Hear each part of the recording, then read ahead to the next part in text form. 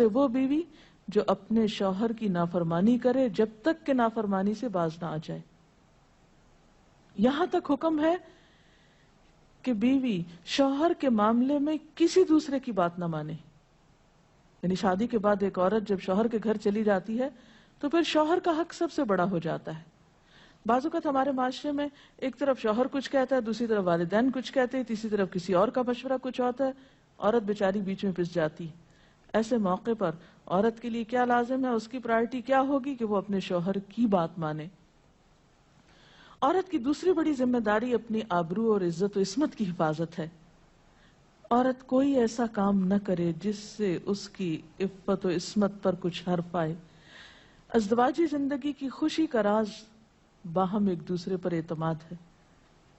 اگر کوئی بھی ایسا کام عورت کرتی ہے جس سے شوہر کے دل میں شک ہو جاتا ہے، اعتماد ختم ہو جاتا ہے، تو اس سے ازدواجی زندگی کی خوشیاں ختم ہو جاتی.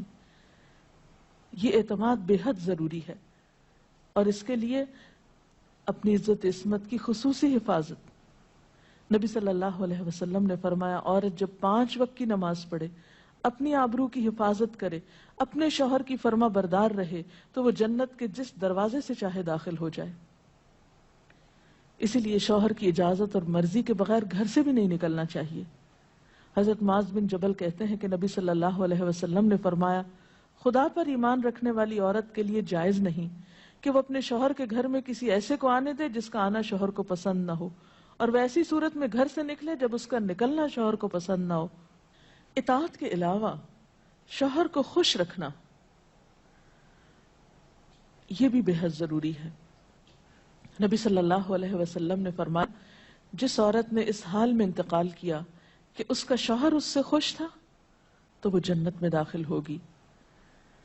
اور عموماً کسی کی خوشی کے لیے انسان اپنے جذبات کی قربانی دیتا ہے، بعض اوقات اپنی سوچ کی قربانی دیتا ہے، بعض اوقات اپنے کسی اور راحت و آرام کی قربانی دیتا ہے.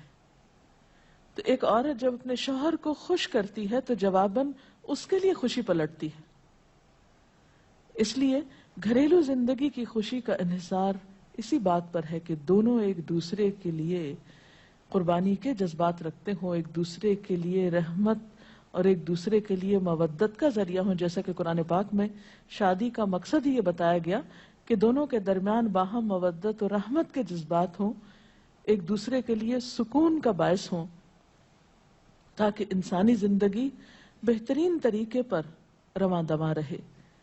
اسی طرح شوہر سے محبت کا اظہار کرنا، اس کے ساتھ وفادار رہنا، اس کا احسان ماننا، یہ بھی بے حد ضروری ہے. حضرت اسماء کہتی ہیں کہ ایک بار نبی صلی اللہ علیہ وسلم میرے پاس سے گزرے، میں اپنی سہیلیوں کے ساتھ تھی. آپ نے ہمیں سلام کیا اور ارشاد فرمایا، تم پر جن کا احسان ہے ان کی ناشکری سے بچو. تم میں سے ایک اپنے ماں باپ کے گھر کافی دنوں تک بن بیاہی بیٹھی رہتی ہے، پھر اللہ تعالیٰ اس کو شوہر عطا کرتا ہے، اولاد دیتا ہے، اور ان سارے احسانات کے باوجود اگر کبھی کسی بات پہ شوہر سے ناراض ہوتی ہے تو کہہ اٹھتی ہے، میں نے تو کبھی تمہاری طرف سے کوئی بھلائی دیکھی ہی نہیں. تو یہ جملہ ناشکری کا جملہ ہے جو عورت کو نہیں بولنا چاہیے. قیامت کے دن اللہ تعالیٰ اس عورت کی طرف نظر رحمت اٹھا کر نہیں دیکھے گا جو شوہر کی ناشکری ہوگی. اور آخری بات یہ کہ عورت کے اوپر لازم ہے کہ وہ اپنے گھر بار، مال و اسباب اور اپنی ذمہ داریوں میں شوہر کی مددگار رہے، شوہر کی وفادار رہے. آپ صلی اللہ علیہ وسلم نے فرمایا، قریش کی عورتیں کتنی اچھی عورتیں ہیں جو بچوں پہ بہت مہربان اور شوہر کے گھر بار کی حفاظت کرنے والی ہیں.